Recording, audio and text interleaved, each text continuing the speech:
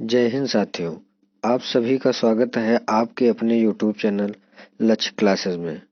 आज की इस वीडियो में हम करंट अफेयर से एक सप्ताह के अंतराल में जो भी इम्पोर्टेंट फैक्ट थे उन्हीं के बारे में थोड़ा सा संक्षिप्त में जो है पढ़ने वाले हैं। यानी कि जो जो न्यूज़ हम लोगों ने एक सप्ताह में कवर किया हुआ है डिटेल से, उन्हीं जो है न्यूज़ को आज जो है हम एक शॉर्ट फॉर्म में लेके आए हैं, ताकि आपका एक सप्ताह का पूरा रिवीजन हो जाए। एक सप्ताह में जो भी इम्पोर्टेंट फैक्ट बने थे मैंने डिटेल से आप लोगों के लिए वीडियो बना दी है। आप लोगों ने उसको अच्छे से देख भी लिया होगा। अब उसके बाद जो है हम आज की इस क्लास में क्या करेंगे, उसी को संक्षिप्त में पढ़ने वाले हैं। कुछ फैक्ट ऐसे होंगे जिनको हम डिटेल में भी पढ़ेंगे और कुछ ऐसे ही होंगे जो हम पहले पढ़ चुके हैं, उनको आज हम विस्तृत पढ़ने वाले नहीं हैं। तो चलिए देख लेते हैं क्या हमारी वीडियो रहने वाली है और वीडियो की क्या खास बात होने वाली है। तो जैसे आपको स्क्रीन पे दिख रहा होगा, मैंने इस फॉर्मेट में जो है आपको मतलब रिवीजन करने के लिए जो है ये फॉर्मेट तैयार किया है। दे रखा है C-295 मेगावाट परिवहन विभाग विमान परियोजना की आधारशिला किसने रखी है? प्रधानमंत्री नरेंद्र मोदी जी ने। ये जो है C-295 मेगावाट परिवहन विभाग परियोजना की आधारशिला किसने रख दी है? प्रधानमंत्री जी ने रखी है। ये आपको याद रखना है कि जो ये C-295 मेगावाट परिवहन विमान परियोजना है, यानी विमान परियोजनाओं के लिए ही जो है ये इतने मेगावाट की आधारशिला किसने रख दी है? प्रधानमंत्री नरेंद्र मोदी जी ने। नेक्स्ट है कानून और न्याय मंत्री। आपसे यही क्वेश्चन पूछा जा सकता है कि कौन है वर्तमान में, तो आपको याद रखना है कौन हो जाएंगे कानून और न्याय मंत्री? किरण रिजिजू जी। इन्होंने क्या किया, एक राष्ट्रीय सेमिनार का उद्घाटन किया है। नेक्स्ट आ जाता है सेल। सेल ने क्या किया है, यानी कि सेल क्या हो जाएगा? Steel authority of India limited. इसने भारतीय विमानपत्तनम प्राधिकरण के साथ समझौते पर हस्ताक्षर किया है। तो मैं अभी सेल के बारे में डिटेल से आपको बताने वाला हूँ। तो इसने क्या किया है, जो है भारतीय विमानपत्तन प्राधिकरण यानी कि इंडियन जो है इंडियन क्या हो जाएगा? अथॉरिटी ऑफ, मतलब ये विमानपत्तन यानी कि एयर जो है हो जाएगा एयर इंडिया, आप ऐसा भी बोल सकते हो, के साथ उसने क्या किया है? समझौता किया है। सोशल मीडिया यूजर्स की शिकायत निवारण के लिए बनेंगी समितियां, यानी जो भी सोशल मीडिया पर जो यूजर्स हैं उनकी जो भी शिकायतें हैं उनके निवारण के लिए समितियां बनाई जाएंगी। अब 2023 में होगा US India trade policy forum, यानी US India trade policy forum कब होगा? तो ये 2023 में होने वाला है, US India trade policy forum. बढ़ते हैं और इसमें हमने अभी बोला आप लोगों को कि हम सेल से डिटेल से पढ़ने वाले हैं सेल को, तो देख लेते हैं सेल के बारे में। सेल जैसा कि मैंने अभी फुल फॉर्म आप लोगों को बताया कि क्या हो जाएगा इसका, steel steel authority steel authority of India limited, ये इसका क्या हो जाएगा? फुल फॉर्म हो जाएगा। ये आपको याद रखना है, steel authority of India limited ये हो जाएगा। तो जान लेते हैं steel authority of India limited के बारे में।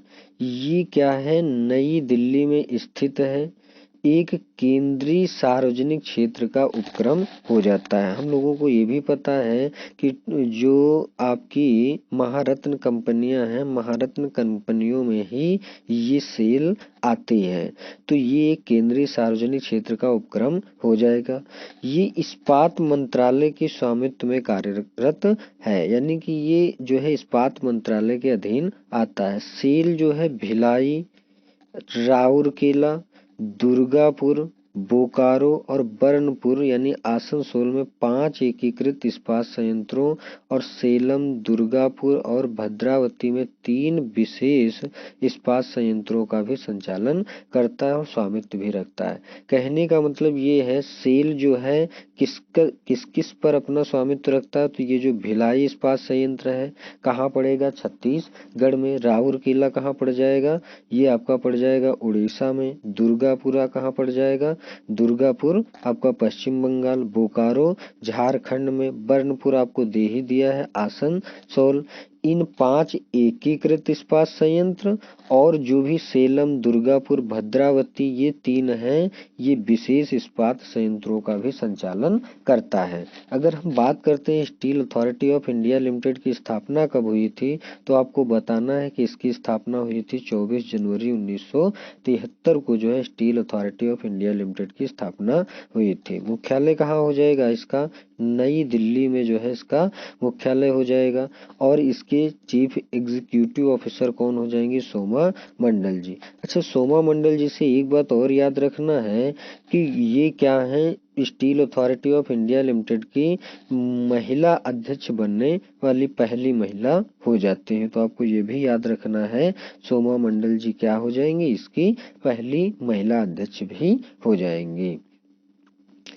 नेक्स्ट आपको दे रखा है कि राजेश रंजन कोटे डी आइवर में भारत के अगले राजदूत के रूप में कार्य करेंगे।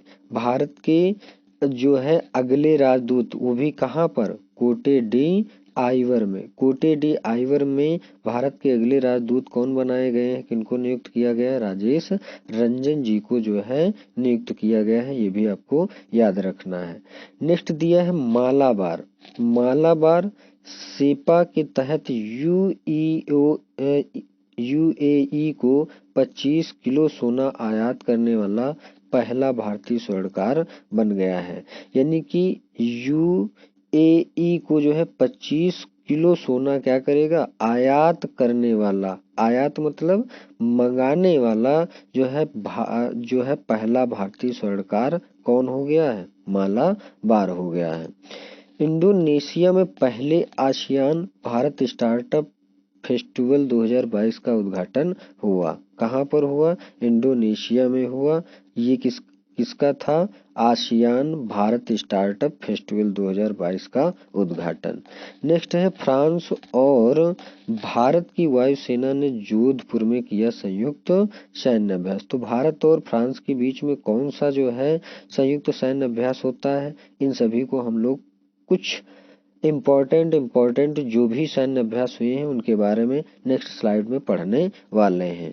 एक और पॉइंट याद रखना कि विश्व स्ट्रोक दिवस कब सेलिब्रेट किया जाता है, ये आपका 29 अक्टूबर को सेलिब्रेट किया जाता है। तो चलिए देख लेते हैं कि किन किन देशों के साथ भारत संयुक्त अभ्यास करता है। जैसे ये आपको दिख रहे हैं, सबसे पहले जो स्लाइड मतलब दे रखा है डेजर्ट नाइट। ये जो डेजर्ट नाइट है ये आपका क्या हो जाएगा, डेजर्ट नाइट जो संयुक्त अभ्यास है वो किसके किसके बीच हो जाएगा। तो अगर मैं बात करता हूँ डेजर्ट नाइट की, तो ये जो संयुक्त अभ्यास है वो किसके बीच हो जाता है, भारत और फ्रांस के बीच हो जाता है। तो भारत और फ्रांस के बीच में जो है संयुक्त अभ्यास कौन सा होता है, डेजर्ट नाइट। नेक्स्ट है कोंकण शक्ति। कोंकण शक्ति किसके किसके बीच में होता है, भारत और यूके के बीच में जो है कोंकण शक्ति युद्ध अभ्यास होता है। इंद्रधनुष, भारत और यूके के बीच में इंद्रधनुष भी हो जाएगा, कोंकण शक्ति भी। गरुड़ किसके बीच में होगा, भारत और फ्रांस के बीच में हो जाएगा। शिन्यू मैत्री जो क्या किसके बीच हो जाएगा, भारत और जापान के बीच हो जाएगा।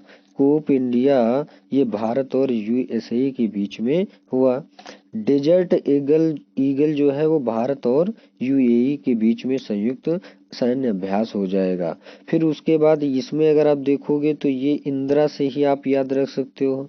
IND से क्या हो जाएगा, इंडिया, और RA से रसिया हो जाएगा। यानी भारत और रूस के बीच में जो है AVA इंदिरा जो है ये भी संयुक्त सैन्य अभ्यास होता है। तो ये आप लोग जो है सैन्य अभ्यास याद कर लीजिएगा। एग्जाम में सैन्य अभ्यास से एक क्वेश्चन पूछा जाता है। तो डेजर्ट नाइट भारत और फ्रांस के बीच, कोंकण शक्ति भारत और UK के बीच, इंद्रधनुष भारत और UK, गरुड़ भारत और फ्रांस के बीच, सैन्य मैत्री भारत और जापान के बीच, कोप इंडिया भारत और अमेरिका के बीच, डिजर्ट ईगल भारत और UAE के बीच, जबकि इंदिरा किसके बीच हो जाएगा, भारत और रूस के बीच हो जाएगा। तो ये आपको कुछ संयुक्त सैन्य अभ्यास याद कर लेना है। मेरा फोकस केवल और केवल इस बात पे रहता है कि मैं एक चीज से कई सारे चीजों को बता सकूं। और ये आने वाली वीडियो में आप देखोगे मैं और भी बेहतर वीडियो बनाने वाला हूं, क्योंकि मैं जब भी वीडियो बनाता हूं तो ये शॉर्ट के चक्कर में जो है मैं कुछ खास एक्सप्लेन भी नहीं कर पा रहा हूं। और जो बहुत ज़्यादा लंबी वीडियो है वो लोग ज़्यादा प्रेफर भी नहीं करते हैं। तो वो वीडियो मैं बनाऊंगा बट थोड़ा सा समय लेकर के बनाऊंगा। उसके बाद मैं एक एक पॉइंट को लेकर के बहुत सारी चीज़ों को कवर करने वाले हैं जो आपके एग्जाम के लिए बहुत ही हेल्पफुल होने वाले हैं। ये आपको एक दे रखी है स्लाइड में कि महाराष्ट्र सरकार साइबर इंटेलिजेंस यूनिट करेगी स्थापित। तो ये पॉइंट्स आपको याद रखना है कि जो है कौन सी सरकार साइबर इंटेलिजेंस यूनिट जो है स्थापित करने वाली है, महाराष्ट्र सरकार। बाकी रही बात ये साइबर इंटेलिजेंस यूनिट वगैरह, इन सबको मैंने जो है जो भी मतलब हमने पिछली वीडियो कवर किया है, बनाया है, उस वीडियो में जो है डिटेल से भी पढ़ा हुआ है। तो साइबर इंटेलिजेंस यूनिट जो है कौन सी सरकार ने स्थापित किया, महाराष्ट्र सरकार ने। अगला है चिनाब व्हाइट वाटर राफ्टिंग महोत्सव। कौन सा हो गया महोत्सव, चिनाब व्हाइट वाटर राफ्टिंग महोत्सव। ये जो महोत्सव है ये सिबनोट जम्मू कश्मीर में क्या किया गया, शुरू किया गया। अब देख रहे हो कुछ आइडिया लगा करके आप याद रख सकते हो। चिनाब और ये सब जो है नदियां कल हमने आपको डिटेल से बताया था। डिटेल्स क्या, हमने कुछ नदियां ली थी और उन्हीं की सहायक नदियों के बारे में वर्णन किया था। तो चिनाब आपकी कहाँ पड़ जाएगी, जम्मू कश्मीर साइड में पड़ने वाली है। तो वहीं पर क्या है, चिनाब व्हाइट वाटर राफ्टिंग महोत्सव का जो है शुभारंभ किया गया है। नेक्स्ट है एवियन इन्फ्लुएंजा के प्रकोप की जांच के लिए सरकार ने केरल भेजी टीम। केरल टीम भेजी गई है किसके लिए, इन्फ्लुएंजा के प्रकोप की जांच के लिए। आप लोगों को कमेंट करके बताना है कि इन्फ्लुएंजा जो एक तरीके का रोग होता है ये किसके कारण होता है, वायरस के कारण होता है, बैक्टीरिया के कारण, प्रोटोजोआ किसके कारण होता है। असम के प्रख्यात कलाकार नील पवन बरुआ जी का निधन हो गया है। ये पॉइंट भी आपको याद रखना है, नील पवन बरुआ जी का निधन हो गया। ये क्या थे, तो एक प्रख्यात कलाकार थे। सर्बानंद सोनोवाल ने कश्मीर में किया आयुष उत्सव का उद्घाटन। आयुष उत्सव का उद्घाटन कहाँ किया गया, कश्मीर में किया गया। किसने किया, सर्बानंद सोनोवाल जी ने किया है। ये भी आपको याद रखना है। उसके बाद आपको दे रखा है GAC ने GM सरसों की व्यावसायिक खेती को मंजूरी दे दी है। तो इनसे कुछ क्वेश्चन बनने वाला नहीं है, तो आप लोग इसको चाहो मतलब ये पॉइंट याद रख सकते हो कि जो है सरसों की व्यावसायिक खेती को मंजूरी दे दी। और GEC की बात रही तो मैं इसके बारे में डिटेल से बताने वाला हूँ। नेक्स्ट है दो नए भारतीय। ज्यादा चीजें भी एक साथ मतलब बहुत सारी चीजें डिटेल में बता पाना हमारे लिए भी मुश्किल होता है, क्योंकि वीडियो बनाना रहता है और आपके लिए भी याद रखना मुश्किल हो जाता है। तो इसलिए मैं क्या करता हूँ, एक स्लाइड से जो है एक पॉइंट पकड़ करके उसके बारे में डिटेल से बताने का प्रयास करता हूँ कि मतलब एक स्लाइड से एक चीज के बारे में अगर मैं डिटेल से बता पाऊँ और आप लोग उसको अच्छे से जो है कॉपी पेन लेकर के अच्छे से उतार लें, लर्न कर लें, तो आपके एग्जाम के लिए बहुत ही हेल्पफुल हो जाएगा। अगर एक साथ सारी चीजें हम लोग पूरी डिटेल से पढ़ेंगे तो आप किसी भी चीज को अच्छे से कवर नहीं कर पाओगे। इसलिए मैं एक एक मतलब स्लाइड से मतलब एक दिन में जो है 10-5 चीजों के बारे में बहुत अच्छे से एक्सप्लेन कर देता हूँ। नेक्स्ट दिया है 2 नए भारतीय समुद्र तटों को मिला ब्लू फ्लैग प्रमाणन। ब्लू फ्लैग प्रमाणन जो है किसको मिल गया है? 2 भारतीय समुद्र तट हैं उनको मिला है। किसको किसको मिला है ये मैं अभी डिटेल से आपको बताने वाला हूँ। संदीप बख्शी 3 साल के लिए ICICI बैंक के MD और CEO पुनः नियुक्त हो गए हैं। कौन? संदीप बख्शी जी। मनोरंजन के प्रयोजनों के लिए भांग के उपयोग को वैध करेगी जर्मनी। यानी अगर मनोरंजन से संबंधित क्रियाकलाप करना है तो उसके लिए भांग का भी जो है उपयोग किया जा सकता है, ऐसा जर्मनी ने वैध माना है।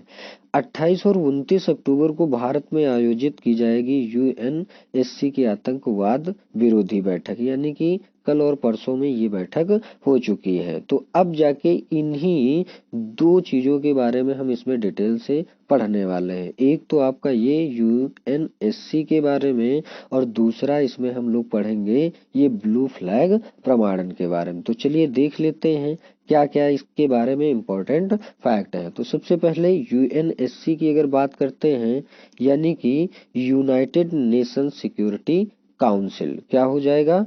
यूनाइटेड नेशन सिक्योरिटी काउंसिल की अगर मैं बात करता हूं तो यूनाइटेड नेशन सिक्योरिटी काउंसिल के बारे में जान लेते हैं।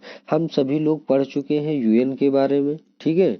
UN में 6 हमने अंगों के बारे में भी आप लोगों को बता रखा है। उन्हीं 6 अंगों में से UNSC जो है एक प्रमुख अंग माना जाता है। इसकी शक्तियों में शांति अभियान स्थापित करना, अंतरराष्ट्रीय प्रतिबंध लागू करना और सैन्य कार्रवाई को अधिकृत करना शामिल है। ये इसकी UNSC की शक्तियां हो जाती हैं। जो भी शांति अभियान है उनको स्थापित करना या अंतरराष्ट्रीय तरीके से किसी चीज पर प्रतिबंध लागू करना हो या सैन्य कार्रवाई करना हो, ये सब UNSC करती है। इसका जो पहला सत्र है वो 17 जनवरी 1946 को जो है हुआ था। किसका? UNSC का। UNSC का जो पहला सत्र है वो कब होता है? 17 जनवरी 1946 को इसकी पहले सत्र की शुरुआत हुई थी। अगर बात करता हूं मैं UNSC की तो UNSC में जो है टोटल कितने देश होते हैं? सॉरी 15 सदस्य होते हैं। कितने सदस्य होते हैं? 15 सदस्य होते हैं, जिनमें से जो 5 सदस्य होते हैं ये तो स्थायी होते हैं। क्या होते हैं? स्थायी मतलब परमानेंट होते हैं। जबकि जो बाकी के बचे 10 वो क्या होते हैं? अस्थायी होते हैं। यानी कि इनको क्या किया जा सकता है? जो है इनको हटाया जा सकता है। अब 5 सदस्य स्थायी वाले जिनको आप कभी नहीं हटा सकते वो कौन कौन से हो जाएंगे? तो जैसे चीन हो गया, जैसे आपका फ्रांस हो गया, रूस हो गया, UK हो गया और US। चीन, फ्रांस, रूस, UK, US। चीन, फ्रांस, रूस, UK, US। ये 5 सदस्य जो है वो स्थायी सदस्य हैं। 10 क्या होते हैं? अस्थायी सदस्य होते हैं। इसका पहला सत्र कब शुरू होता है? 17 जनवरी 1946 को होता है। उद्देश्य मैंने बता ही दिया इसका क्या होता है? शांति अभियान स्थापित करना, अंतरराष्ट्रीय प्रतिबंध लागू करना और सैन्य कार्रवाई को अधिकृत करना। इसकी स्थापना की बात करता हूं तो इसकी स्थापना हुई थी 1945 को। किसकी? UNSC की। तो ये सारे फैक्ट आपको याद रखने हैं। नेक्स्ट मूव करते हैं। हाँ, मैंने अभी आप लोगों को बताया था कि 2 जो है भारतीय समुद्री तटों को ब्लू फ्लैग प्रमाणन दिया गया है। तो किसको किसको दिया गया है समझ लेते हैं। केंद्रीय मंत्री भूपेंद्र यादव ने 26 अक्टूबर 2022 को घोषणा की कि लक्षद्वीप में स्थित 2 भारतीय समुद्र तट। अब एक बात आपको समझ में आई कि ये दोनों जो तट हैं वो कहाँ स्थित हैं? लक्षद्वीप में स्थित है। मिनिकॉय थुंडी समुद्र तट एक ये नाम है। क्या हो जाएगा? मिनिकॉय थुंडी समुद्र तट और दूसरा है कदमत समुद्र तट। यानी मिनिकॉय थुंडी समुद्र तट और कदमत समुद्र तट, इनको जो है अंतरराष्ट्रीय इको लेबल ब्लू फ्लैग प्राप्त हुआ है। अब बात आती है ब्लू फ्लैग प्राप्त किसको होता है? तो ब्लू फ्लैग जो है स्वच्छ समुद्र तटों को दिया जाता है। ये जो क्या होते हैं, इको लेवल के होते हैं, यानी कि जो है पारिस्थितिकी को ध्यान में रख करके होते हैं, उनको जो है ये ब्लू फ्लैग प्रमाणन दिया जाता है। तो किसको किसको दिया गया, एक मिनी काय थुंडी समुद्र और तट को, और दूसरा कदमत समुद्र तट को दिया गया है। भारत में अब जो है 12 ब्लू फ्लैग समुद्र तट हो गए हैं। ये क्या किया जाता है, दुनिया के जो सबसे स्वच्छ समुद्र तट होते हैं उन्हीं को ये ब्लू फ्लैग प्रमाणन दिया जाता है। और ये डेनमार्क स्थित एक गैर लाभकारी फाउंडेशन फॉर इन्वायरमेंटल एजुकेशन के द्वारा प्रदान किया जाता है। यानी फाउंडेशन फॉर इन्वायरमेंटल एजुकेशन के द्वारा ये डेनमार्क में स्थित है। ये एक गैर लाभकारी संस्था है, इसके द्वारा ही ये ब्लू फ्लैग प्रमाणन दिया जाता है। तो ये भी पॉइंट आपको याद रखना है कि ब्लू फ्लैग प्रमाणन पहली बात दिया किसको जाता है, फिर दूसरी बात किसके द्वारा दिया जाता है। तो ये एक गैर लाभकारी संस्था है, फाउंडेशन फॉर इन्वायरमेंटल एजुकेशन, उसके द्वारा दिया जाता है। किसको किसको दिया गया ये भी याद रखना। टोटल कितने हैं, 12 हैं, ये पॉइंट भी आपको याद रखना है। नेक्स्ट आ जाता है कि 2023 में 12वें विश्व हिंदी सम्मेलन की मेजबानी करेगा फिजी। अब विश्व हिंदी सम्मेलन की मेजबानी कौन करने वाला है, फिजी करने वाला है।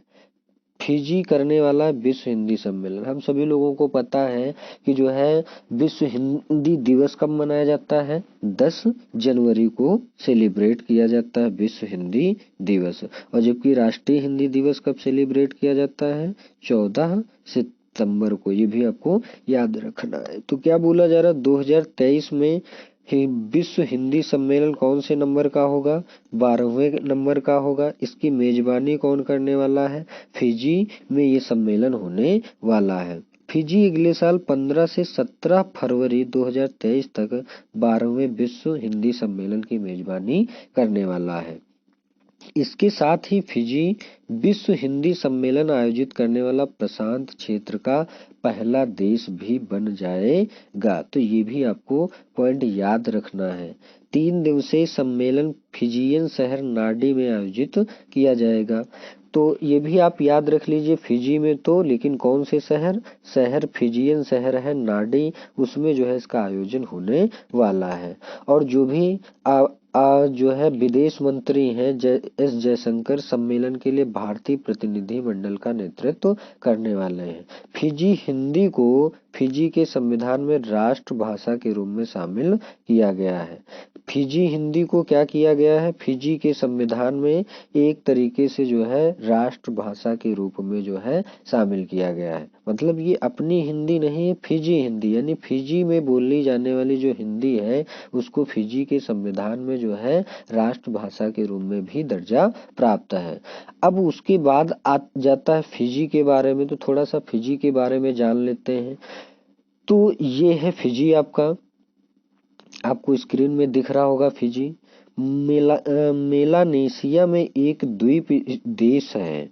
फिजी एक क्या है, एक द्वीपीय देश है जो दक्षिण प्रशांत महासागर में ओशिनिया का हिस्सा है और इसमें 330 से अधिक द्वीपों का एक द्वीप समूह है, जिनमें से लगभग 110 स्थायी रूप से बसे हुए हैं। यानी 330 से भी ज्यादा द्वीपों का एक द्वीप समूह है, 110 स्थायी रूप से क्या है, बसे हुए हैं। ये कुल आपको दे रखी है आबादी, ये सब आप याद रखना पॉसिबल नहीं है।